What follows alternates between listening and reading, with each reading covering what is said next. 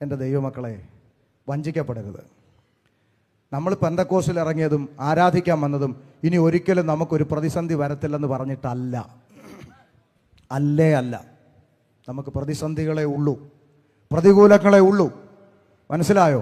വടക്കേ ഇന്ത്യയിലൊക്കെ ദൈവദാസന്മാർ ഇന്നും അനുഭവിക്കുന്ന പീഡനങ്ങളും മൃഗീയമായ ക്രൂരകൃത്യങ്ങളും ഒക്കെ അവർ നമ്മളെക്കാൾ മോശക്കാരായതുകൊണ്ട് ഏറ്റുവാങ്ങുന്നതാണെന്നൊന്നും ചിന്തിച്ചേക്കല്ലേ. കരുണയുള്ളത് കൊണ്ട് നമ്മളെ താങ്ങി ദൈവം ഇവിടെ സൂക്ഷിച്ചിരിക്കുന്നു. അത്ര മാത്രമേ ഉള്ളൂ. അതുകൊണ്ട് ഇവിടെ ഈ വടക്കേ ഇന്ത്യയിലെ സംഘികൾ ദൈവദാസന്മാരെ കയറി അടിക്കുന്നത് പോലെ കേരളത്തിലും ഇപ്പം ഏകദേശമൊക്കെ തുടക്കം ഇട്ടിട്ടുണ്ട്. അപ്പോൾ അതുകൊണ്ട് ഞങ്ങൾ ഇവിടെ ആയതുകൊണ്ട് ഞങ്ങൾക്ക് അങ്ങനെ വരത്തില്ലെന്നൊന്നും ചിന്തിച്ചേക്കല്ലേ. കർത്താവിൻ്റെ വരെ അടുക്കും തോറും ഷമീർ കൊല്ലം വർഷങ്ങൾക്ക് മുമ്പ് സ്റ്റേജിൽ പറഞ്ഞൊരു സ്റ്റേറ്റ്മെൻറ്റ് ഞാൻ ഒന്നുകൂടെ ആവർത്തിക്കുക ഈ മീഡിയയുടെ മുമ്പിൽ.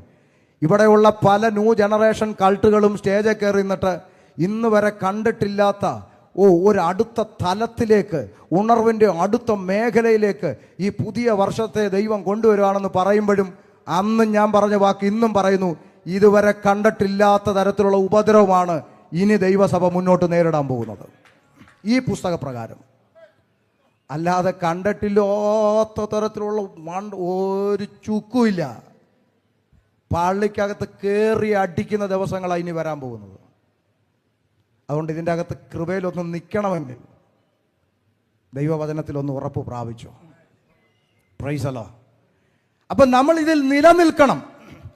നാം അനേക കഷ്ടങ്ങളിൽ കൂടി ദൈവരാജ്യത്തിൽ കടക്കേണ്ടതാകുന്നു എന്ന് പറഞ്ഞ് ശിഷ്യന്മാരുടെ മനസ്സ് ഉറപ്പിച്ചു പോന്നു എന്നാണ് നമ്മൾ വായിച്ചത്. ഞാൻ എന്തിനാണ് ഇത് പറയുന്നത്? ഇന്ന് നമ്മുടെ കമ്മ്യൂണിറ്റിക്ക് അകത്തു നിന്ന് തന്നെ പലരും കഠിനപ്പെട്ട് പിന്മാറ്റത്തിൽ പോവുക.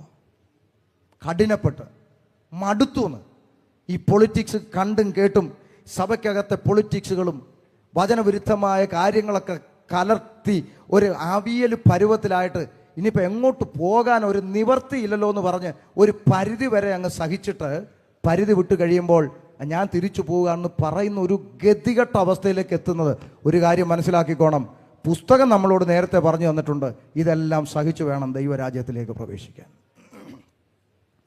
അതുകൊണ്ട് കഠിനപ്പെട്ട് പിന്മാറിപ്പോകരുത്. നാം അറിഞ്ഞ സത്യത്തിൽ അന്ത്യത്തോളം നിലനിൽക്കണം. അതുകൊണ്ട് കൃപയിൽ നിൽക്കേണ്ടതിന് അവരെ ഉത്സാഹിപ്പിച്ചു. നാം വിശ്വാസത്തിൽ നിലനിൽക്കണമെന്ന് പറഞ്ഞു. ഒന്ന് ശ്രദ്ധിച്ചാട്ടെ.